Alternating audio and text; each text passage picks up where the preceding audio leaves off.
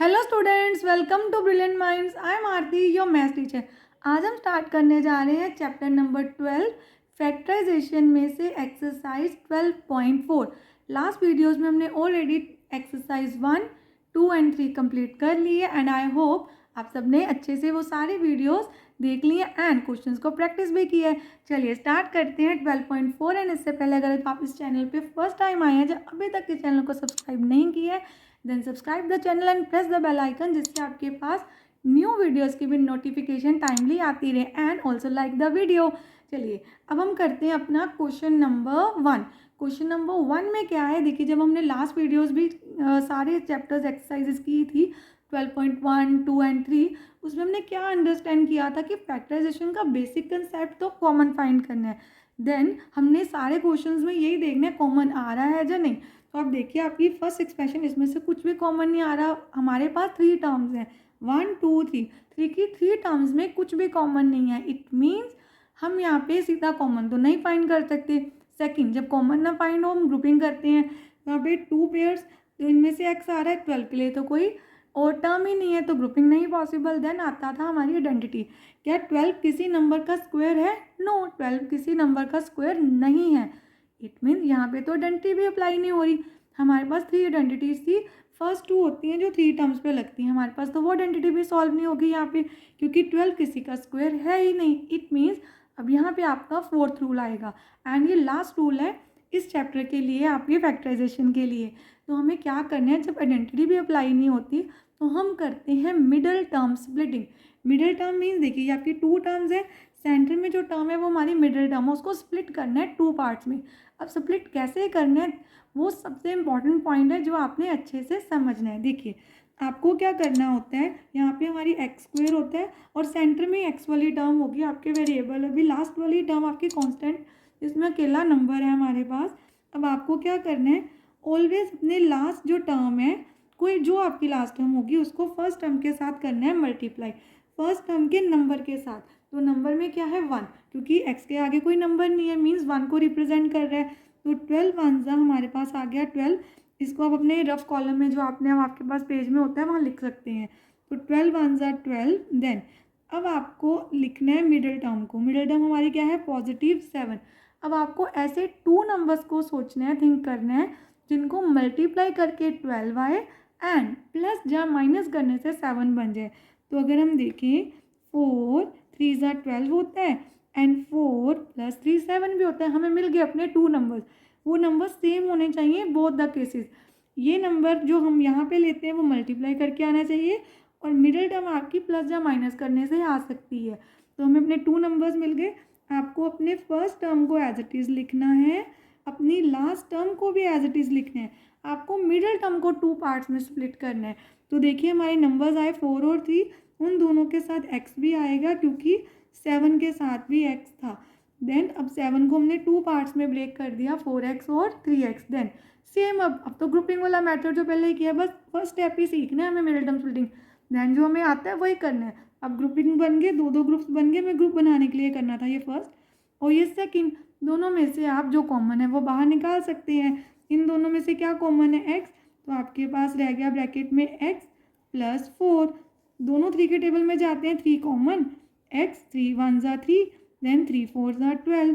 अब इन दोनों टर्म्स में x + 4 कॉमन है, उसको हमने कॉमन ले लिया एंड हमारे पास रह गया x + 3 और ये दोनों आ गए आपके फैक्टर्स। आई होप आपको अच्छे से समझ आ गया। चलिए अब करते हैं नेक्स्ट क्वेश्चन। जितने ज़्यादा क्वेश्चंस करेंगे उतनी आपकी प्रैक्टिस ज़्यादा हो जाएगी इस कंसेप्ट में। अगेन 20 × 1 20, हमें मल्टीप्लाई करके 20 चाहिए एंड प्लस या माइनस करके हमें चाहिए 9।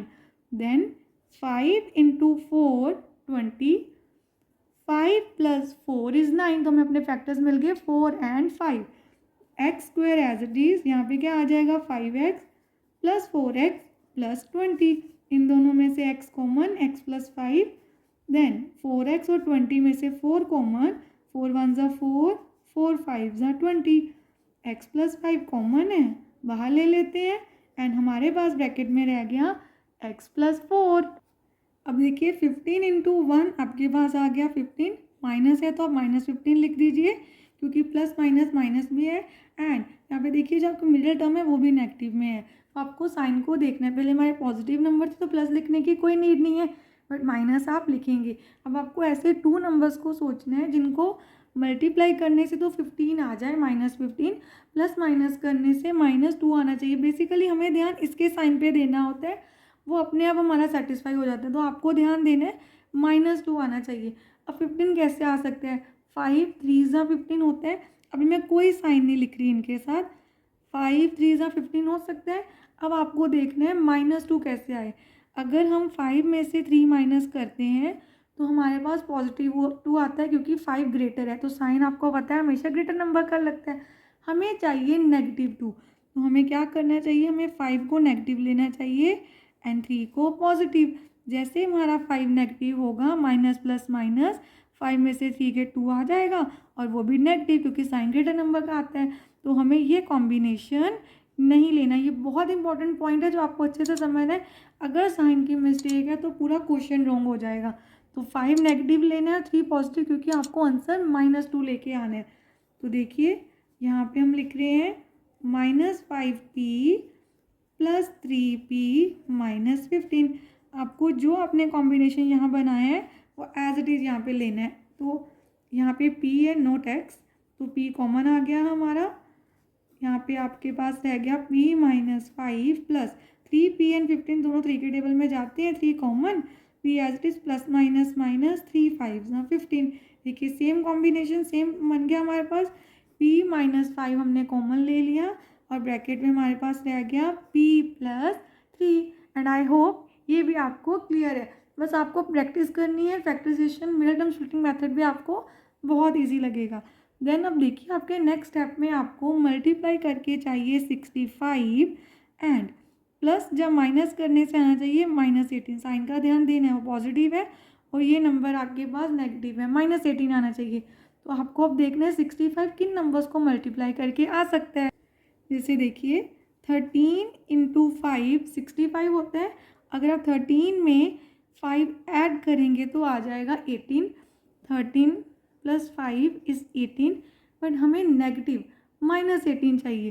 तो हमें क्या करना चाहिए, -13 और -5 दोनों माइनस के लेने चाहिए। माइनस माइनस प्लस होता है ना, तो हम करेंगे तो प्लस, 13 में 5 ऐड करके 18 ही लिखेंगे, बट साइन लगेगा ग्रेटर नंबर का, तो हमें -18 ईजिली मिल जाएगा। तो हमें 13 + 5 नहीं लिखना, हमें लिखना है -13 - 5। तो हम यहाँ पे लिख देते हैं x² - 13x - 5x + 65। इन दोनों में से x को आप कॉमन ले लीजिए, x - 13 रह गया। 5 और 65 दोनों ही 5 के टेबल में जाते हैं, तो 5 common, x - 13 plus minus minus होता है, प्लस माइनस माइनस आपको साइन का ध्यान देना है बहुत अच्छे से। तो यहाँ पे 13 आ गया, दोनों सेम नंबर फैक्टर्स हैं आपके, कॉमन आ गए। x - 5 हमारा ब्रैकेट में रह गया। तो ये आ गए आपके दोनों फैक्टर्स। देखिए नेक्स्ट क्वेश्चन में 54 × 1 अगेन आपको -54 चाहिए मल्टीप्लाई करके एंड +25 चाहिए हमें किससे, प्लस या माइनस करने से। अगर आपको किसी भी नंबर्स के फैक्टर एकदम जैसे 54 है तो आपको नहीं पता चलेगा कौन से टेबल में जा सकते हैं, तो आप क्या कर सकते हो, उसके प्राइम फैक्टर्स भी फाइंड कर सकते हो। जैसे ये देखिए 2 2 × 4 2 7 × 14। तो कभी कभी तो आपको बिल्कुल डायरेक्ट सीधा देखने से भी अपने फैक्टर्स मिल सकते हैं। जैसे देखिए अब हमें मिल गया 27 × 2 क्या होता है 54, क्योंकि उसी का फैक्टर है, एंड 27 में से 2 जाएँ तो 25 भी आ सकता है। तो हमें कितने ईजिली अपने फैक्टर्स मिल गए। तो अब हम सिंपली क्या कर देते हैं, इनको पुट कर देते हैं। देखिए 27 को 2 से मल्टीप्लाई करेंगे तो 54 आएगा। अब यहाँ पे हमें क्या चाहिए, +25। तो 27 में से 2 को कर देते हैं माइनस। तो आप इनमें से किसी भी नंबर को, सपोज अगर आपका ये भी नंबर नेगेटिव है तो ये तो आंसर नेगेटिव आएगा। देन हम यहाँ पे लिखते हैं x² + 27x - 2x - 54। आपको बस ध्यान देना है इसका साइन सेटिस्फाई होना चाहिए। जब ये हम करते हैं वो अपने आप आपका आंसर आ जाएगा। 27 - 2 आपके पास आ गया 25, साइन आया ग्रेटर डिजिट का, x कॉमन, तो x + 27 - 2 कॉमन, x अब देखिए माइनस माइनस प्लस, देन 2 27 होता है 54, तो x प्लस 27 हमारा कॉमन आ गया एंड x माइनस 2 हमारा सेकेंड फैक्टर आ गया। देखिए नेक्स्ट क्वेश्चन करते हैं अब। 80 इंटू 1 अगेन 80, मल्टीप्लाई करके आपको 80 चाहिए एंड प्लस माइनस करने से -11 चाहिए हमें।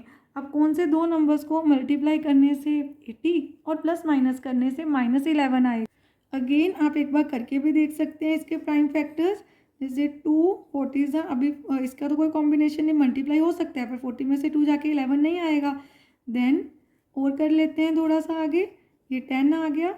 इससे आप फाइंड कर सकते हैं इसकी हेल्प से, जैसे 2 2 4 2 8 2 16 से आप कॉम्बिनेशन बना सकते हैं अगर ज़्यादा बिग नंबर आ जाए। 18 को 80 और 11 को हम डायरेक्टली भी सोच सकते हैं, बट ये मेथड आपको कब यूज़ होगा, जब आपके नंबर्स काफ़ी बड़े हैं, आपको नहीं वैल्यूज़ फाइंड करनी आ रही। 2 2 4 2 8 2 16, अगर हम ये देखें इन सबको मल्टीप्लाई करके 16 आ रहा है, 16 5 तो 80 होगा, ये सेटिस्फाई हो रहा है। 16 में से 5 गए 11 भी आ रहा है, तो हम लिख देते हैं 16 इंटू 5 एंड अगर हम 16 में से 5 माइनस कर दें, ध्यान से समझना है, आपके पास आना चाहिए पॉजिटिव 11, क्योंकि 16 तो बड़ा है, साइन ग्रेटर नंबर का लगता है, बट हमें तो चाहिए नेगेटिव 11, तो 16 को नेगेटिव ले लेते हैं और 5 को पॉजिटिव। तो देखिए ध्यान से, माइनस प्लस माइनस ही होगा, 16 में से 5 जाके 11 आएगा हमारा आंसर, और अब आंसर आएगा -11। अगर बाय मिस्टेक आप 16 माइनस 5 लिख देते तो यहाँ पे आपके साइन हो जाते रॉन्ग। तो आपको क्या लिखना है, a² minus 16a plus 5a, और ये साइंस को ही तो लिखना बहुत इंपॉर्टेंट है, साइंस हमारे रॉन्ग हो गए तो क्वेश्चन भी रॉन्ग हो जाएगा। a common, a minus 16 plus 5, क्योंकि 5 के टेबल में तो 80 आता है, तो ये as it is plus minus minus sign का ध्यान देना है। 5 1 5, 5 16 30, क्योंकि 3 बच गए थे, 3 और 0 30 बन गया। a minus 16 and a plus 5, ये हमारा आंसर आ गया। चलिए अब करते हैं नेक्स्ट क्वेश्चन। यहाँ पे देखिए 92 1 92, तो आपको -92 चाहिए एंड -19। अगेन अब डायरेक्टली नहीं सोचा जा रहा, तो हम कर लेते हैं प्राइम फैक्टराइजेशन। तो 2 4 8, देन 1 कैरी, तो हमारे पास 6 आ गया।